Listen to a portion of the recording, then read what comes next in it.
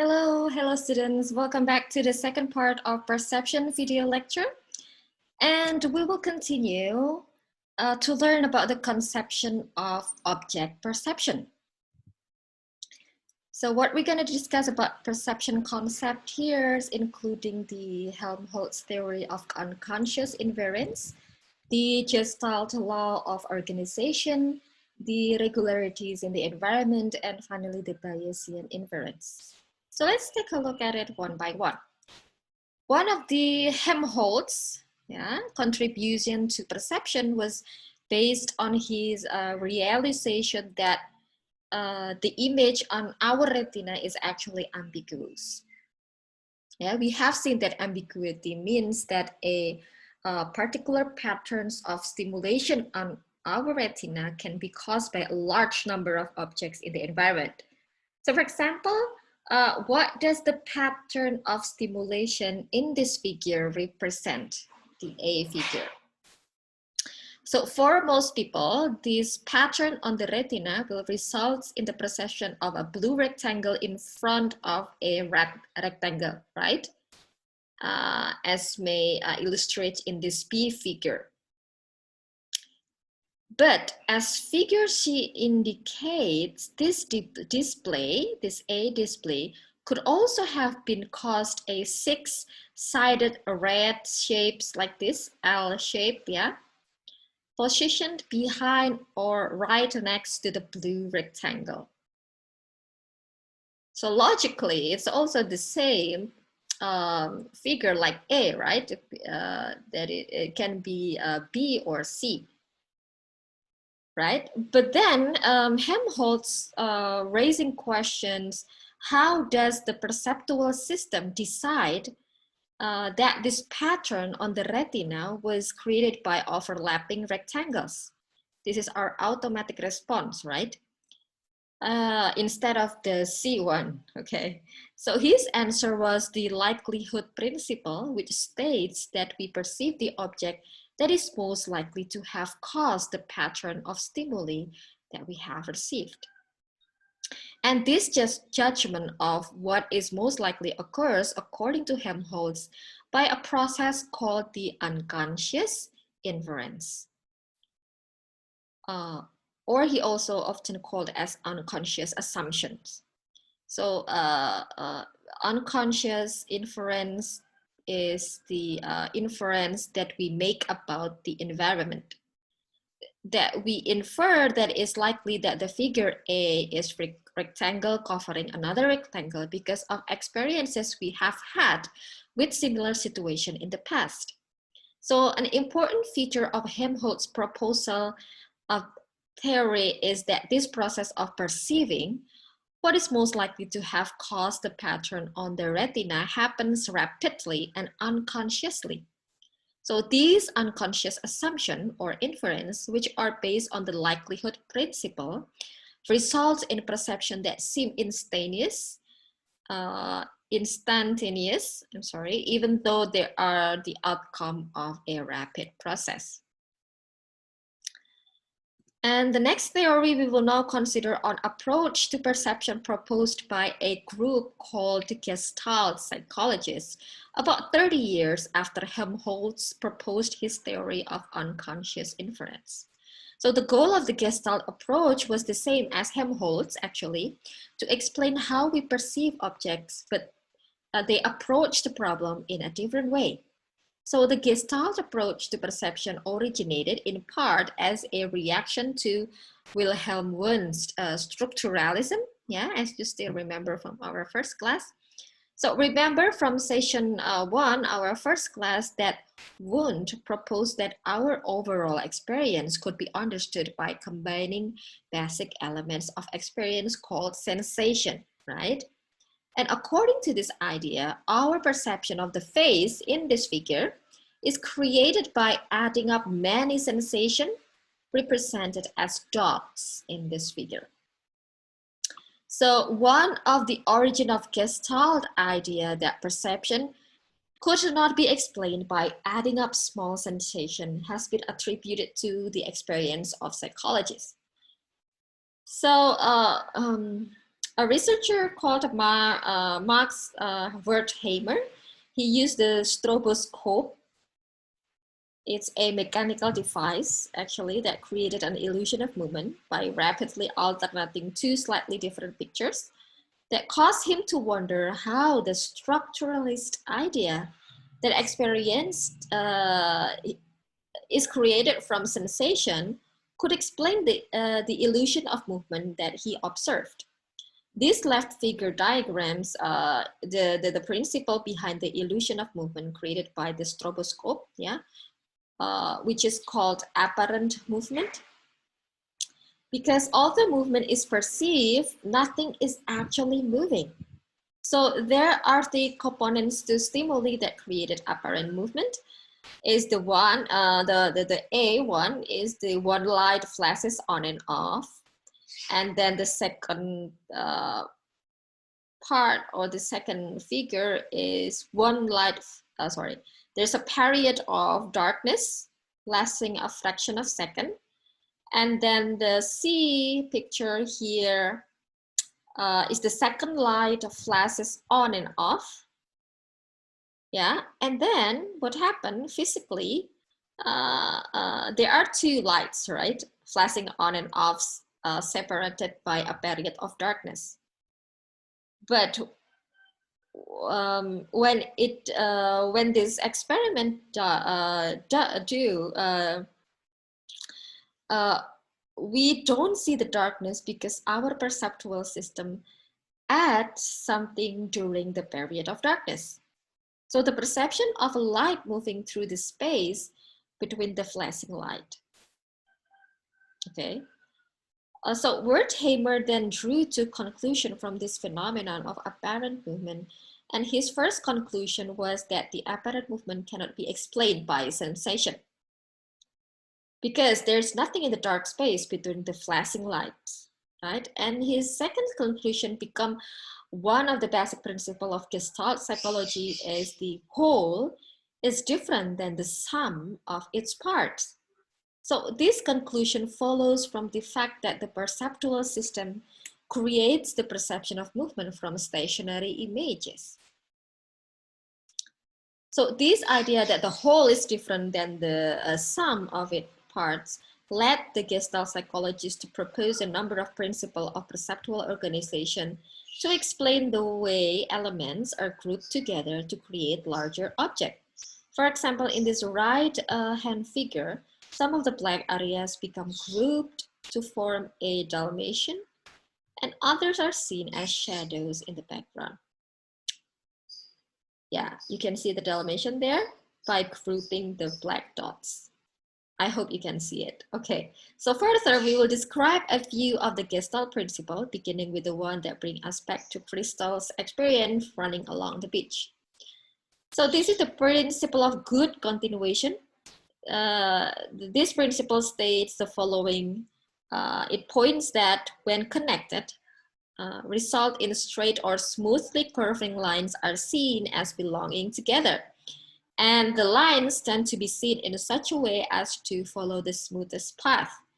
Also, objects that are overlapped by other objects are perceived as continuing behind that overlapping object. Those with this good continuation principle, we see in the rope is continuous. All right, the next one is the Prägnanz law. So Prägnanz, roughly translated from the German, means good figure. Yeah, and the law of Prägnanz, also called the principle of good figure or the principle of simplicity. It states that every stimulus pattern is seen in such a way that resulting structure is as simple as possible. As you can see in this example, the familiar Olympic symbols in the A part is an example of the law of simplicity at work. So we see this display as a 5 circles, right? And not as a large number of more complicated shapes, just as the one shown in the exploded view of the Olympic symbols, like in the B part of this picture. So the law of good continuation also contribute to perceiving the 5 circles, right?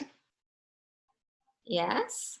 So actually, this is like the combination of good continuation and the law of pregnance or the good figure. All right. So let's moving forward to another Gestalt principle is the similarity.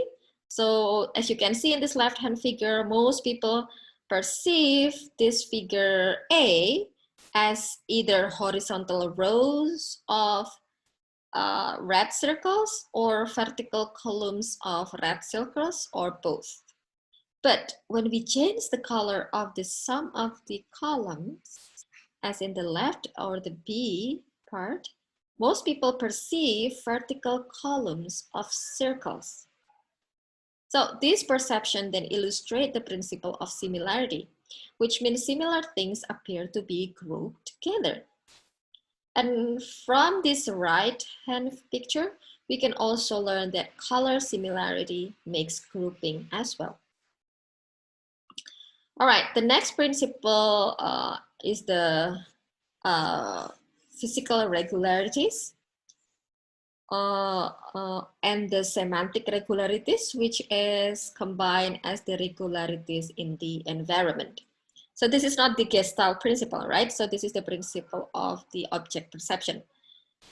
So regularities in the environment here, we can see that regularly occurring physical properties of the environment.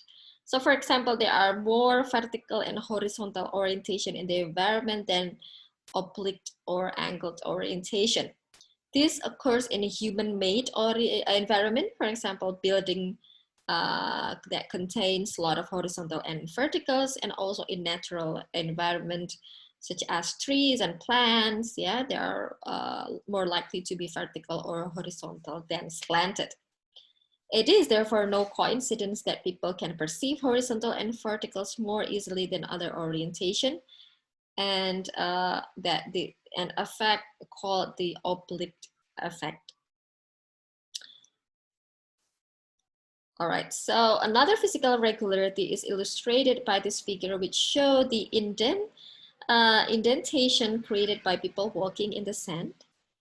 But then if you're turning this picture upside down, as in the figure B here, it transforms the indentation into rounded mounds.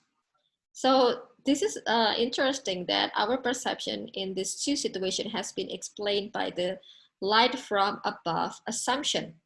So we usually assume that light is coming from above, right? Because light in our environment, including the sun and most artificial light, usually comes from above. So our perception of illuminated shapes is influenced by how they are shaded, combined with the brain assumption that light is coming from above. And another regularity is the semantic one. In language, semantics here refers to the meanings of words or sentences. So applied to perceiving scenes, since semantic here refer to the meaning of a scene. This meaning is often related to what happened within a scene. Okay, for example, this is again Palmer's experiment. Food preparation, cooking, and perhaps eating occurs in a kitchen, right? And then semantic regularities are the characteristic that associated with the function carried out in different type of scenes. And although people make use of regularities in the environment to help them perceive, they are often unaware of the specific information they are using. So this aspect of perception is similar to what occurs when we use language. Even though we aren't aware of transitional probabilities in language, we use them to help perceive words in a sentence. So even though we may not think about regularities in visual scenes, we use them to help perceive scenes and the objects within scenes. Again, from Palmer experiments, after left picture showed of kitchen environment, and then the percentage of guessing the bread picture in A part is correct, is larger than other object. All right, so the next object perception concept is the Bayesian inference. So Bayesian inference was named after Thomas Bayes. He was proposed. He proposed that our estimate of probability of an outcome is determined by two factors. The first one is the prior probability, or simply the prior, which is our initial belief about the probability of an outcome. And the second one is the extent to which the available evidence is consistent with the outcome. And this second factor is called the likelihood of the outcome. So to illustrate Bayesian inference, let's first consider this figure in your right hand, which shows Mary's prior for 3 types of health problems. So Mary believes that having a cold or heartburn is likely to occur, but having lung disease such as cancer or lung cancer is unlikely.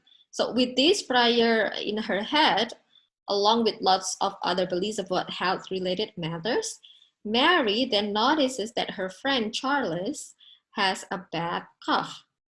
She guesses that the 3 possible causes could be a cold, heartburn, or lung disease. And then looking further into possible causes, then she does some research and finds that coughing is often associated with having either a cold or lung disease, but isn't associated with heartburn, as you can see in this B part of this. All right. And then this additional information, after Mary's do research about bad cough, then combined with Mary's prior to produce the conclusion that Charles probably has cold. So in practice, this Bayesian inference involves a mathematical procedures in which the prior is multiplied by the likelihood to determine the probability of the outcome. Those people start with the prior, right? And then use additional evidence to update the prior and reach a conclusion. So what Bayesian inference does is to actually restate Helmholtz's idea, that we perceive what is most likely to have created in the stimulation we have received in terms of probabilities. Now that we have described 4 conceptions of object perception, which are the Helmholtz, the Gestalt, the regularities of the environment, and Bayesian inference, here's a question. Which one is different from the other 3? So as you can see, or you can read here in the screen, so the approaches of Helmholtz, the regularities, and the Bayesian all have in common that the idea that we use data about the environment gathered through our past experiences in perceiving to determine what is out there. So it means that top-down processing is therefore an important part of these 3 approaches. But then Gestalt psychologists, in contrast, emphasizes that the idea, the principle of organization are built in. They acknowledge that perception is affected by experience, but argue that built-in principles can override that experience, thereby assigning bottom-up processing is a central role in perception.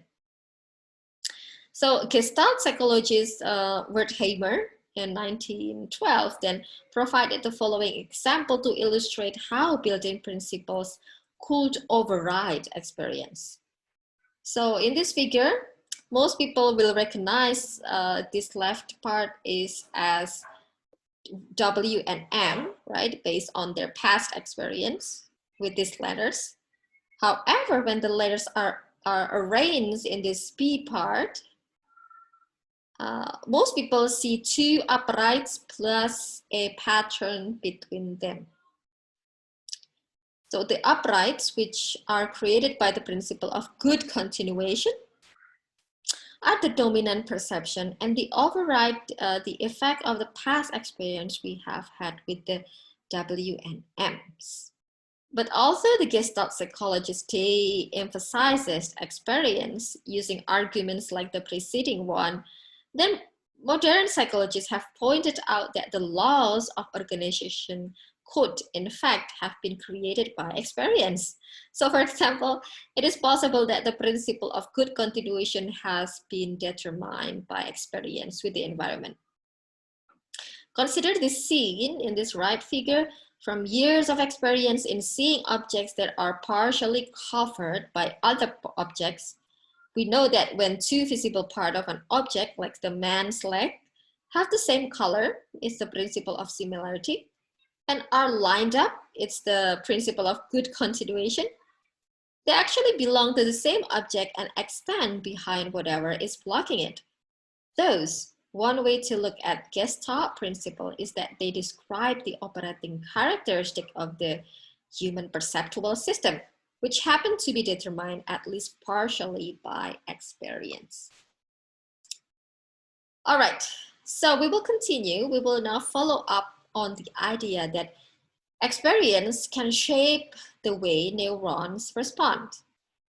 Then our starting point is the finding that there are more neurons in the animal and human visual cortex that responds to horizontal and vertical orientation than to oblique or slanted orientation, right? So when we described physical regularities in the environment, we mentioned that horizontal and verticals are common features of the environment.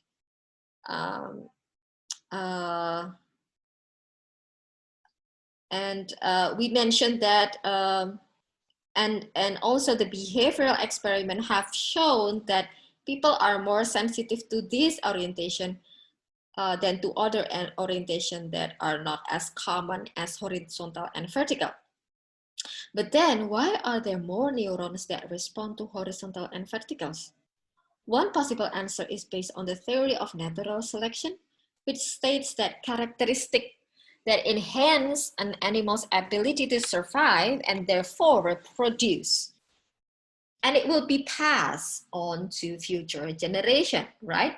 And through the process of evolution, organism whose visual system contains neurons that vary to important things in the environment, such as the vertical and horizontal, which occur frequently in the forest, for example, would be more likely to survive and pass on an enhanced ability to sense verticals and horizontals that will an organism with a visual system that did not contain these specialized neurons. Through this evolutionary process, then the visual system may have been shaped to contain neurons that respond to things that are found frequently in the environment. And following that, experience-dependent plasticity has also been demonstrated in humans using the brain imaging technique, or fMRI. And the starting point for this research is the finding that there is an area in the temporal lobe called the fusiform phase area, or the FFA, yeah, that we have learned in the previous class as well, that contains many neurons that respond best to phase, right? And then Gauthier in 1999 and her co-worker showed that experience-dependent plasticity may play a role in determining these neurons' response to phases by measuring the level of activity in the FFA in response to phases and also to objects called greebles here, which I will explain more shortly. And greebles here are families of computer-generated beings, actually. It's not like phase, but it's like new objects, right? That all have the same basic configuration, but differ in the shapes of their parts. It just looks like phase, but it's not phase. And as you can see in this left pair of bars in figure B show that for greeble novices, or people who had little experience in perceiving the greebles, yeah, the phases causes more FFA activity than the greebles. So Gauthier then gave her subjects extensive training over a 4-day period in greeble recognition, yeah. So this training session, which required that each greeble be labeled with a specific name, Then this training turned the participant into Gribble experts. And after training, the right bars in figure B show that the FFR responded almost as well to Gribble as to faces. Apparently, the FFA here contains neurons that respond not just to face, but to other complex objects as well. So the particular objects to which the neuron responds best are established by experience with the object. It's very interesting. So in fact, Gauthier has also shown that neurons in the FFA of people who are expert in recognizing cars and birds responds well not only to human faces, but to cars for the car experts and to birds for the birds experts. So just as rearing kittens in a vertical environment, it increased the number of neurons that responded to verticals. Training humans to recognize gribbles, cars, or bird causes the FFA to respond more strongly to these objects. So these results support the idea that neurons in the FFA respond strongly to faces because we have a lifetime of experience perceiving faces. And this demonstration of experience-dependent plasticity show that the brain function can be tuned to operate best within a specific environment. And those continued exposure to things that occur regularly in the environment can cause neurons to become adapted to respond best to these regularities. So look at in this way, it is not unreasonable to say that neurons can reflect knowledge about properties of the environment. So at this point, in our description of perception, how would you answer this question? What is purpose of perception actually? And one possible answer is that the purpose of perception is to create our awareness of what is happening in the environment. As when we see objects in scenes or we perceive words in a conversation. Okay, and this is the end of the perception video lecture part 2. I will see you shortly in the third part of the video. I'll see you soon.